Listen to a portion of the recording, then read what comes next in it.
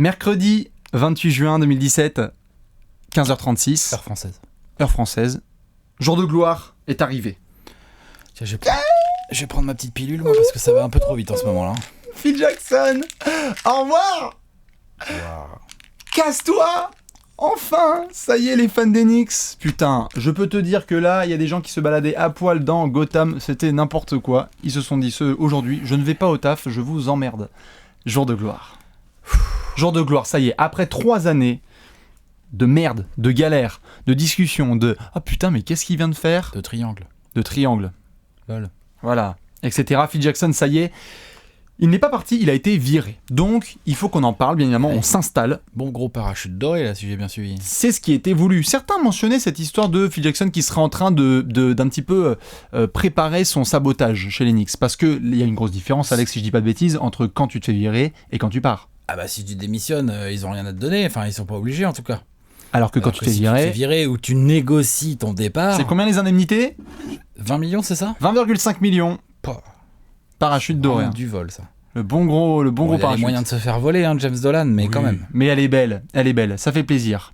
20 millions, voilà, c'est ce qu'il voulait un petit peu pour partir. On savait que ça devenait vraiment tendu, avec notamment ces histoires de buy-out autour de Carmelo Anthony. Je crois que James Dolan, vraiment pour le coup, le proprio a essayé de prendre un petit peu ses couilles entre guillemets et dit oh ça va trop loin là tu pousses un peu trop fort, je t'ai laissé faire le con mais là tu repars sur une tournée, là t'es trop vieux, c'est trop compliqué, trop vieux, trop sénile, trop compliqué. Donc du coup c'est vraiment la fin de cette ère de Phil Jackson. 3 années. Alex, on a le bilan en 246 matchs, 80 victoires, donc 166 défaites, donc un pourcentage autour des 32%. Voilà, ce qui est pas mal du tout. On va essayer de voir si on pourra faire mieux. Oui, c'était une super team bien dégueulasse, mais il avait essayé de signer des gros contrats, on s'en souvient, avec du Derrick Rose, du Joachim Noah. Il a pas essayé, il a réussi. Hein.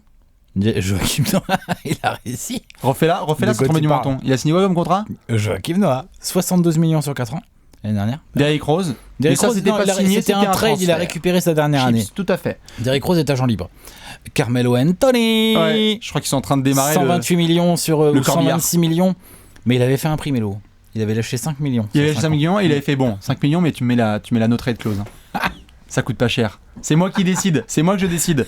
Et puis d'autres belles petites signatures. On s'en souvient, hein, Lamar Odom aussi, hein, pour ceux qui ne s'en souviennent pas. C'était au tout début, mais c'était vraiment pour essayer de faire genre. Et puis des pépites, hein, Lance Thomas, etc. Il a pas trop mal drafté à sa décharge. Il a assez bien drafté, on peut le dire quand même. Kristaps Porzingis, Willy Hernan Gomez, Frank Ntilikina. Voilà, on peut dire ce qu'on veut, mais quand même, Philou avait le pif. Et pas trop mal drafté. Il savait reconnaître un bon joueur quand il envoyait un. Quand t'en branles pas une toute l'année, en même temps, il y a moyen que tu regardes des VHS, quoi. Voilà. Est-ce qu'on peut sortir de 3 pépites ? Moi, je suis chaud pour sortir les pépites de Phil Jackson pendant 3 ans. T'es prêt ? Ah ouais, grave. Moi, j'en ai une belle. Bon, on commence. Pour toi, vas-y. Apparemment, pendant la dernière combine avec tous les rookies qui étaient en train de s'entraîner devant lui, il s'est endormi. En plein combine. C'est pas vrai. Si, il s'est endormi en plein combine. Il s'est endormi. Le mec en plein combine. C'était à l'heure de la sieste, après manger, c'est ça ? Ah, yes, le French, ouais. Voulez-vous coucher avec moi ce soir ?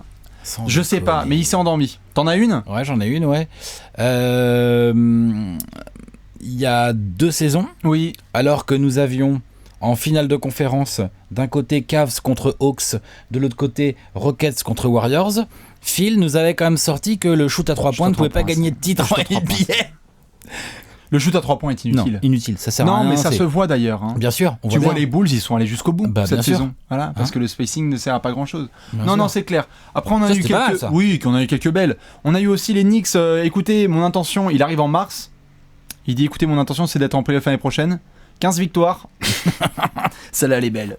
Elle est belle, elle est très belle. On en a d'autres, des pépites. Il a été vraiment très très fort. Après, on le sait. Prendre Jeff Hornacek, je vais jouer le triangle. Voilà, je vais prendre Derek Fisher, je vais l'envoyer chez Matt Barnes. Voilà.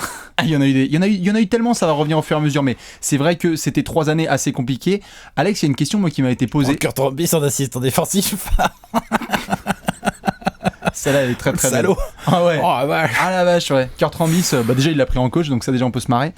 Mais non, pour le coup, Alex, il y avait une question qui m'avait été posée ce matin, et c'est vrai que certains, et j'aimerais bien l'avis de tout le monde là-dessus, c'est comment est-ce que ça se fait que quelqu'un qui soit sur le banc aussi bon et illustre, etc., avec 11 titres, etc., en coach, tu veux dire ? En tant que coach, fin tacticien, soit fin meneur aussi d'homme, mauvais dans le bureau. Parce qu'il a plusieurs raisons. Pour plusieurs raisons. On va les expliquer, mais balancez-vous. Première raison. Il a un beaucoup trop gros melon pour être general manager. Son énorme melon lui a servi de ouf durant toute sa carrière pour gérer des égos. On l'a vu là. Parce que c'est lui qui avait le plus gros melon. C'est-à-dire que tu lui mets Jordan et Kobe dans la même pièce, c'est quand même lui qui a le plus gros melon. Alors que quand Porzingis loupe la truc de fin d'année. Et en general manager, tu fais quoi, le melon. N'a pas sa place. Non seulement c'est pas utile, c'est même un défaut, dans le sens où tu dois prendre du recul tout le temps. C'est ça. Tu dois réfléchir, tu dois tout le temps penser à l'avenir de ton équipe. Tu dois pas penser. Le general manager, il doit pas gérer les hommes, c'est au coach de le faire. Surtout dans la NBA actuelle où on voit que ce sont les stars qui décident les mouvements, alors qu'avant c'était plutôt les general managers. Et voilà. Et donc Phil Jackson voulait trop être la star et autre chose à part son melon. Trop vieux, c'est compliqué. Il y a des vieux, ils n'arrivent pas à évoluer. Parce que finalement, il est pas tellement plus vieux que ça que Greg Popovich. Un peu, quel âge il a ton ami Attention, Greg? on les met pas dans la même phrase. Non, mais quel âge il a ton ami Greg? Je sais pas, mais ils sont dans la même tranche. Ah, vas-y, c'est 66, 67. 68, toi, bien sûr. Mais lui, il évolue avec son temps. C'est un vieux qui évolue. Meilleur coach de l'histoire. C'est un autre débat. Il y a une vidéo sur la chaîne où on exprime nos avis là-dessus. Ouais, allez-y. Sur le coaching. Bref. Voilà. C'est un autre non mais débat. C'est vrai qu'il a pas pu s'adapter avec le temps, etc. Et puis oui, mais ça c'est un gros défaut. C'est un gros défaut parce que la NBA évolue en permanence. À une vitesse folle. Il faut t'y adapter. Moi franchement le coup des 3 points ça m'avait choqué. Genre j'étais là mais il regarde pas les matchs, c'est pas possible. Qu'est-ce que c'est que ces conneries? Je comprends pas. Et puis même la traque en triangle et tout, c'est un peu chaud. On croise bien évidemment les doigts pour Frank Ntilikina, parce que c'est vrai que lui, tu arrives, tu te fais drafter et derrière 6 jours après le mec qui te draft n'est plus là. C'est un peu tendu, quoi. Tu vois, t'es là, genre tu te dis, comment ça, dans l'interview, on m'avait dit de dire que l'attaque en triangle c'était bien, et maintenant on va jouer isocèle. Ouais. Je comprends rien. Et puis surtout, isocèle c'est triangle. Puis surtout, merde, qu'est-ce que je voulais dire? Oui. Surtout le truc c'est que il va y avoir Steve Mills qui va reprendre un petit peu les rênes du management, si j'ai bien suivi. Alors il y a Steve Mills qui est un GM dont on ne parle jamais puisqu'il a un président comme Phil Jackson.